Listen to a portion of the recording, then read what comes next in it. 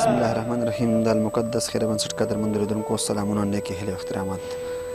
درنو ملګرو، بهتره تاسو ته معلومه ده چې زموږ په دې ساحو باندې ژمی راغی او د دې ساحو یخني هم ډېره سخته وي او ګرمي هم تاسو ته معلومه ده. څه ملګرو ته هغه ورونه چې هغوی په بهر هیواد کې وي یا په هیواد کې دننه وي، وزدار وي، هغوی باید د راروان ژمي د سامان دپاره، یعنې راروان ژمي د وسایلو دپاره زموږ سره مرستې وکړئ.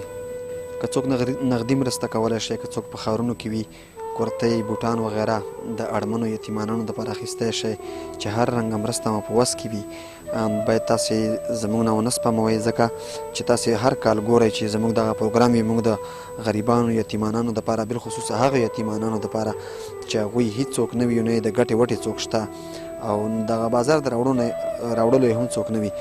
دغسې خلکو دپاره موږ په هر کال باندې د ژمي لپاره د کورتیو او د بوټانو بندوبست کوو. نو یو طرف ته دغلته غربت دی، بل طرف ته ژمی راغی، یخني ده. سږکال که موږ د ولسونو ته وګورو دومره غربت دی چې بیخي به چا د لرګو وس نه وي.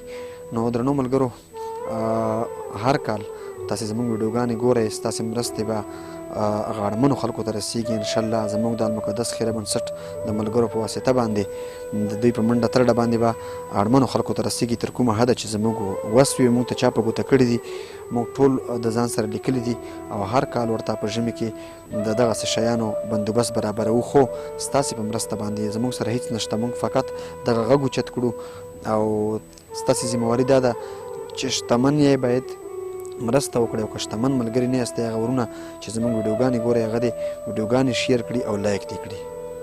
ډېره زیاته مننه.